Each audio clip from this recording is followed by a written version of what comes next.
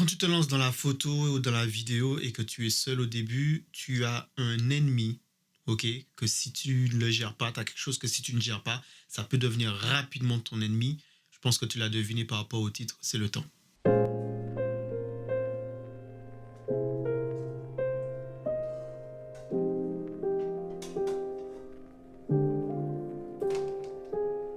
Calling my name, will you spit it out? Nothing left here but the blame and deceit you're wearing, and the pain and defeat we're sharing.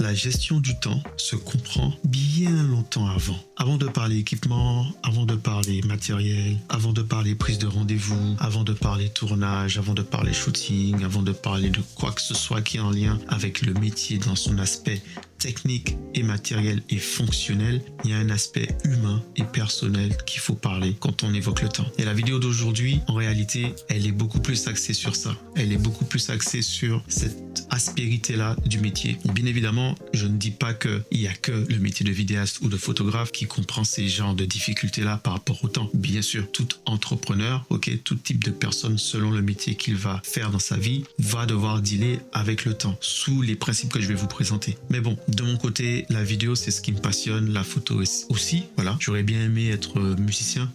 Mais bon, je n'ai pas cette chance-là, je n'ai pas ce loisir-là. Je n'ai pas créé ces opportunités-là. J'ai plutôt créé des opportunités dans la vidéo et dans la photo. Ok, donc je vais plutôt rester sur cet axe-là. Vous savez, il existe plusieurs types de vidéastes. Je dirais vidéaste, mais tu peux le mettre sur le photographe aussi, parce que ça ne fait pas perdre de temps de dire vidéaste et photographe, je dirais vidéographeur. Donc, il existe plusieurs types de vidéographes. Selon sa configuration sociale, personnelle et selon son choix de vie. Et je vais commencer par celui qui débute, en allant à ce qu'on aspire. D'accord? Bien évidemment, c'est pas une hiérarchie. Certains d'entre vous, vous allez peut-être pas vous reconnaître quand je vais commencer à donner les différents points. Vous allez vous dire oui, mais moi j'ai pas commencé comme ça. Les gars, je me base sur mon expérience. Je me base personnellement sur mon expérience personnelle. Ça fait 2 fois que je dis ce mot-là, mais c'est pas grave, vous aurez capté. Je ne me base pas sur le général. D'accord? C'est un témoignage que je fais, c'est un échange que je fais. D'accord? Pour moi, il existe plusieurs types de vidéographes par rapport à une vie sociale en lien avec le temps. Pour moi, en premier, tu vas avoir celui qui s'est lancé dans le métier, qui sait ce qu'il avait à faire, qui a toujours été passionné et qui sait qu'il voulait terminer dans ce métier-là. Donc, il savait quel chemin emprunter. Il savait quoi faire, il s'est préparé pour. Donc, cette personne-là va avoir un cycle de vie, on va dire, de croissance, dans le domaine lambda, comme n'importe qui dans un autre métier en lien avec le temps. Il a commencé, il était solo, par exemple. Donc, il avait le temps de pouvoir prendre énormément de projets, d'aller faire énormément de plateaux, d'aller faire énormément de tournages. Tu n'as personne sur ta responsabilité, tu es jeune, tu sais ce que tu veux faire dans la vie, tu sais quel chemin tu vas prendre. Donc, pas de copine ou la petite amie, ou voilà. Pour l'instant, tu débutes, tu es concentré, tu es focus sur le chemin que tu vas prendre et tu y vas. Tu as le temps. Tu as le temps, tu peux te consacrer à 100% à cette carrière. D'accord? Petit à petit, où il va évoluer cette personne-là, tu as quelqu'un qui rentre dans ta vie.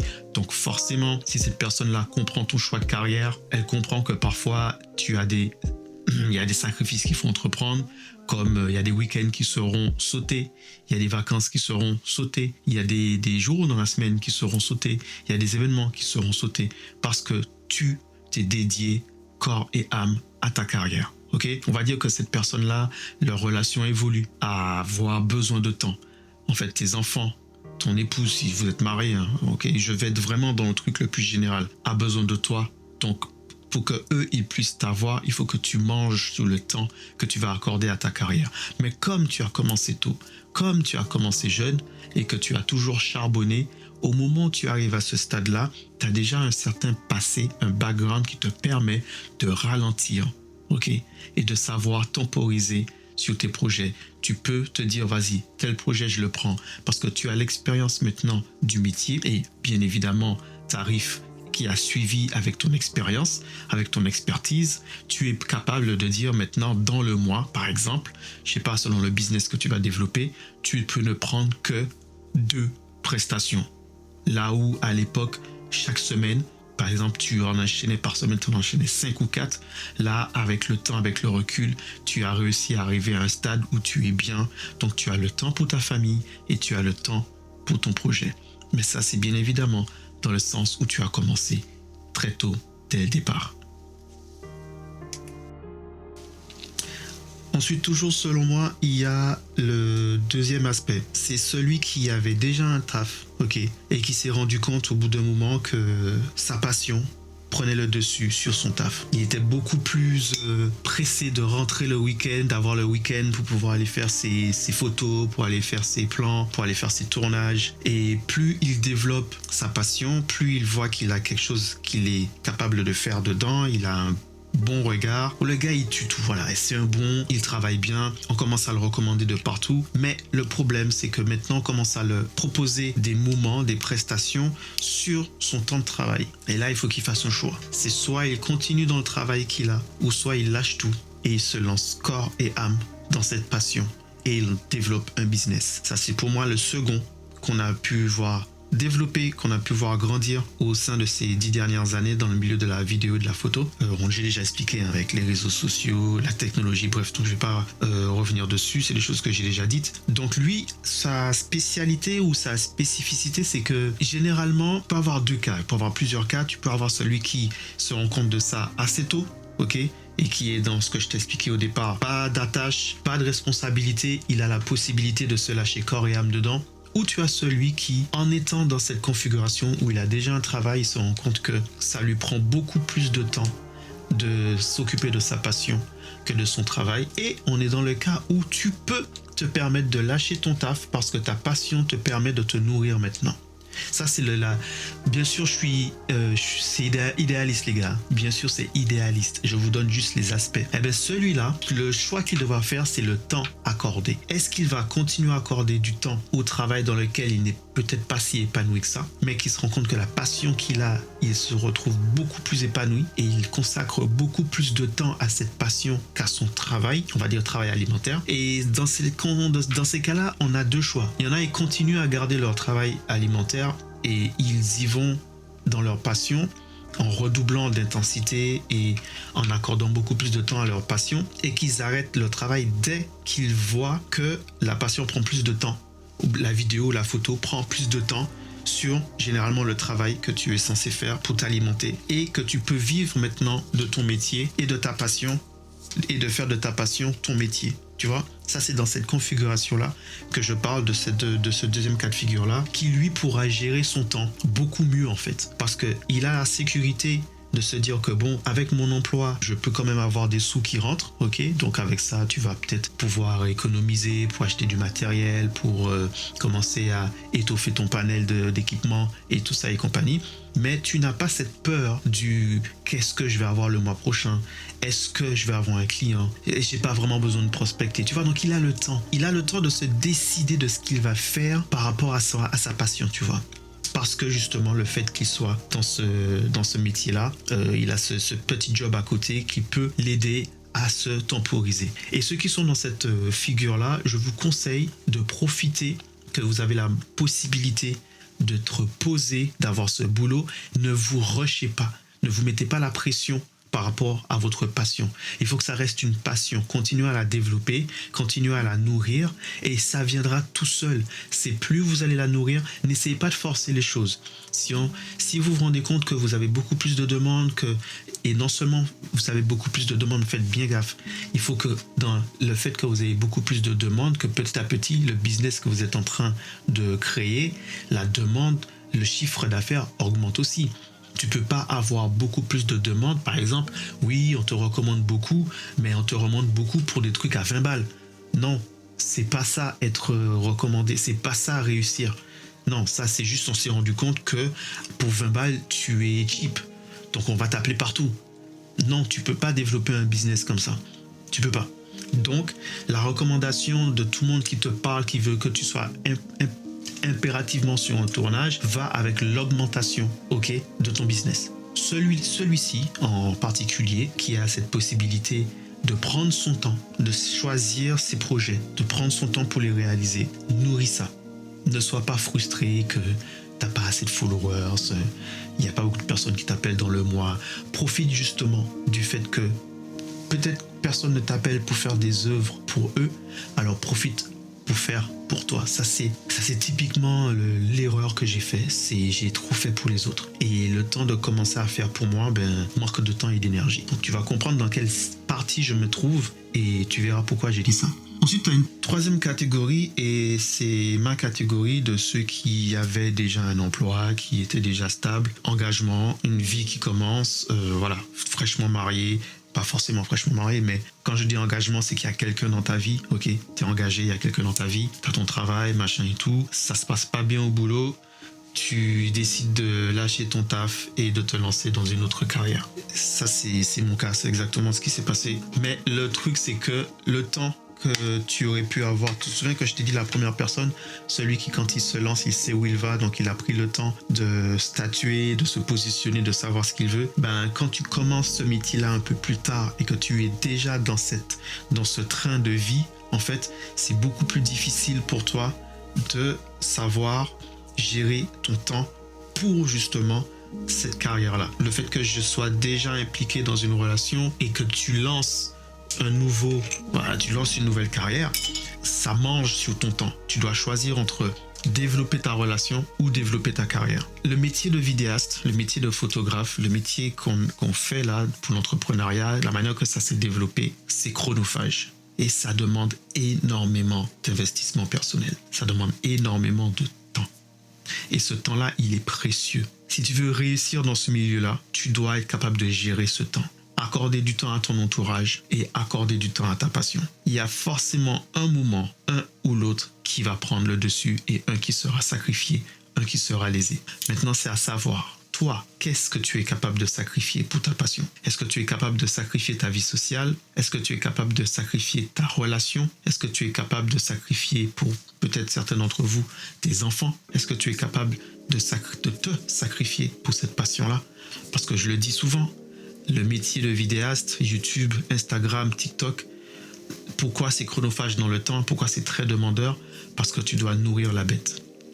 Les gens, ils aiment bien vous dire, regardez bien, depuis quelques temps, l'algorithme, on me dit oui, mais c'est pas l'algorithme, ça change pas tant que ça. Et stop, arrêtez de nous prendre pour des imbéciles. Arrêtez de nous prendre pour des imbéciles. Un jour, on te dit, il faut poster tous les jours. Un autre jour, on te dit, il faut poster une fois par mois. Un autre jour, on te dit, il faut poster une fois par semaine. Un autre jour, il te dit, il faut faire une niche. Un autre jour, on te dit, il faut pas forcément se coincer dans une seule vision des choses. Tu vois, tout le monde a un discours différent. Pourquoi? Parce que ça fonctionne pas de la même manière pour tout le monde. C'est à toi de trouver où tu te situes par rapport au temps dont tu disposes. Selon le temps que tu disposes et selon la responsabilité, selon les responsabilités qui t'incombent, tu sais où tu vas distribuer ce temps. Si tu décides de distribuer ce temps aux membres de ta famille, dis-toi que forcément, cette carrière que tu veux faire dans l'industrie, la personne qui, elle, n'a pas de responsabilité et qui a tout le temps, forcément, on l'appellera beaucoup plus que toi. C'est une réalité, les gars. Il faut que tu t'attendes à ça. Certains vont se dire, non, par exemple, pendant 1 an, je vais me consacrer à mon métier, à ma passion. Tu sacrifies 1 an pour ça, mais tu as intérêt à réussir. T'as intérêt à réussir parce que le temps que tu vas allouer à ça, ce sacrifice que tu vas faire là, tu n'es pas sûr et certain qu'au bout, il y a une récompense. Et ça peut être très dur. Les 3 premiers mois, ça rame, ça monte pas. C'est très dur à accepter. Donc, sois vraiment conscient que quand tu te lances dans ce métier-là, le temps est ton pire ennemi. Pire ennemi dans le sens où, si tu ne le maîtrises pas, si tu ne sais pas où le distribuer, si tu ne sais pas comment le gérer, il peut vraiment nuire à l'évolution de ta carrière. J'ai pas eu le temps de me prendre des fruits, donc je vais tester à faire mon café pamplemousse avec du jus de pamplemousse.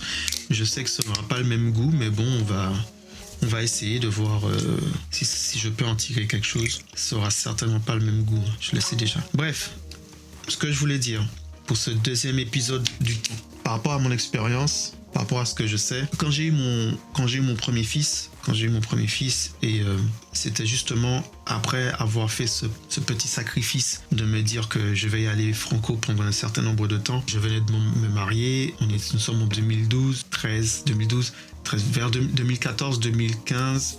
Voilà, 2014, je me cherche, 2015, je me pose. Donc, à partir de 2015-2016, j'y vais, je charbonne, je fais plein de choses et je commence à avoir un petit nom. Quand je dis petit nom, c'est on commence à voir que je fais de bonnes choses, tu vois, dans le milieu et je trouve ça cool. Je suis souvent appelé et tout ça et compagnie. Quand tu as mon premier qui arrive, j'ai une décision à prendre.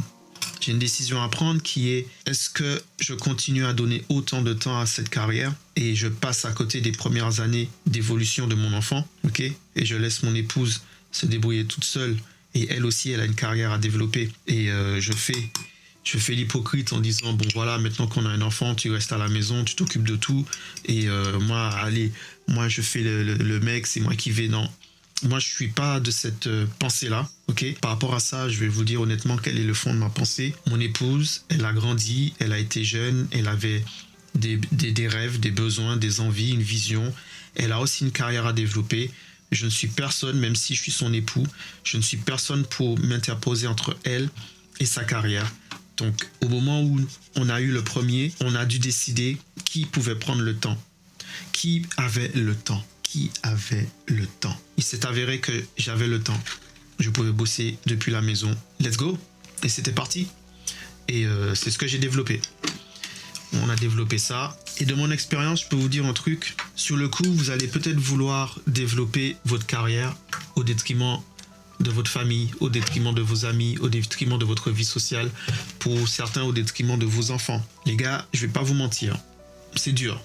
C'est dur ce que je vais vous dire là. C'est pas évident à dire, franchement. Mais avec du recul, je ne le regrette pas. C'est dur hein, de le voir ainsi. C'est juste un résultat. Je ne vais pas dire que j'ai sacrifié ma carrière. Non, j'ai juste fait le choix qui était le plus juste à faire. Et le choix qu'il fallait faire dans cette situation.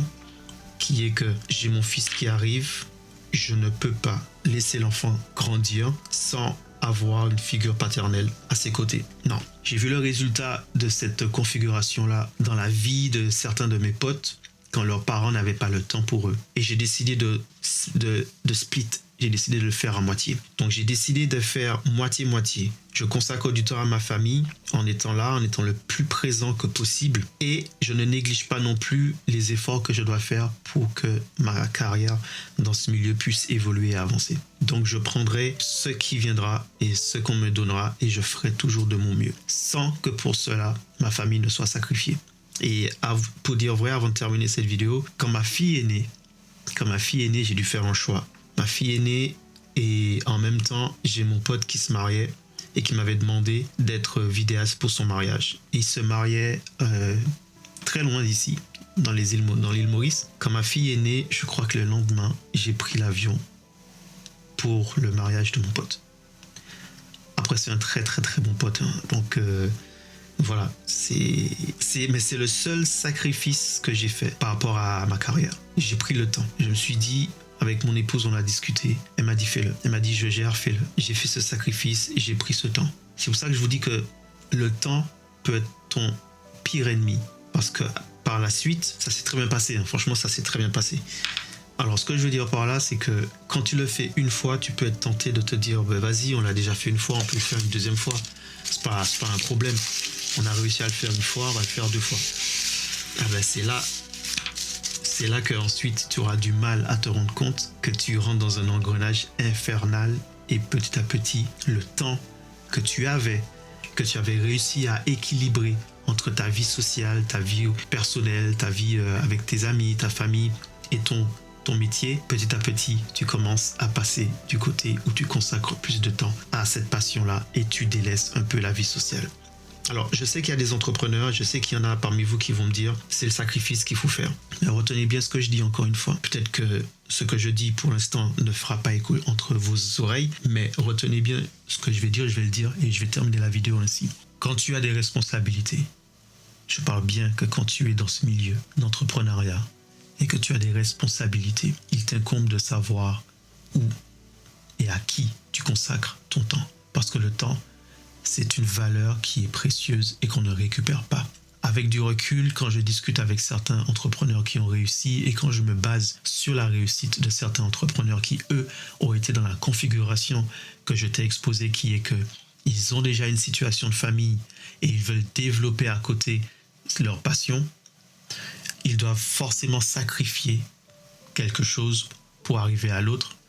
Une fois qu'ils ont réussi, je me souviendrai d'une discussion que j'ai eue avec un gars qui était dans l'immobilier et qui me disait qu'au début, il était à fond et quand il a eu son premier enfant, il n'a pas été capable de lever les yeux, de lever la tête, de ralentir. Et maintenant que son fils est grand, il sent qu'il y a un fossé entre son fils et lui. Il se rend compte qu'il n'a pas vu les premiers pas de son fils, il n'a pas vu les premiers mots de son fils. Il a énormément de choses qu'il a ratées. Son fils ne le voit pas comme un modèle, une figure. Il se sent étranger dans les yeux de son fils. Il ne se reconnaît pas dans les yeux de son fils. Ça m'a fait un choc parce que moi je le voyais et je me disais le gars il doit être successful, tu vois. Le gars il a tout, belle maison, belle baraque, vie de famille et tout. Mais il me le dit à la maison c'est chaud. À la maison c'est chaud, son fils ne lui parle pas, tu vois. La réussite, mais à quel prix? Parce que tu as sacrifié le temps. Et c'est cette partie-là qui est le plus dur à faire et à accepter. Tu peux réussir, mais ça prendra du temps. Est-ce que tu es prêt à l'accepter si tu es dans cette configuration-là? Bien évidemment, je parle et je m'adresse là maintenant pour cette fin de vidéo à ceux qui sont dans cette configuration où tu as une vie de famille et tu dois choisir entre ta vie de famille, ta passion. Trouve l'équilibre. Tout est une question d'équilibre. Trouve l'équilibre et sois capable de te rendre compte quand tu accordes trop de temps à l'un ou à l'autre. C'est une question d'équilibre. Bon, la Flow Family, j'espère que cette vidéo t'a plu, j'espère qu'elle pourra t'être utile. Si c'est le cas, n'hésite pas à la partager avec des gens autour de toi, si tu penses que mon message peut les aider ou bien peut avoir écho de leur côté. Moi, je te donne rendez-vous pour l'épisode numéro 3. On est toujours sur le concept du temps dans la vie du vidéaste et du photographe. N'hésite pas à me mettre en commentaire ce que tu as pensé de cette vidéo-là. Si tu as des suggestions, j'aimerais bien avoir ton retour d'expérience. Ceux qui ont déjà répondu sur les autres vidéos, merci beaucoup à vous. Je prends toujours plaisir à vous lire. Moi, de mon côté, je vais m'occuper du 3e et on se donne rendez-vous pour l'épisode numéro 3, justement. Tu viens de te lever. Tu étais là dans ta sieste. Tu viens de te lever. Qui vient de se lever? C'est toi. Ouais, ça se voit. Ça se voit que tu viens de te lever, t'arrives même pas. Ah si, il est là le sourire. Oui, il est là le sourire. Voilà, c'est ça que je voulais voir. Le sourire que je voulais voir. Voilà. On commence à se réveiller. On va aller manger? Oui. On va aller manger?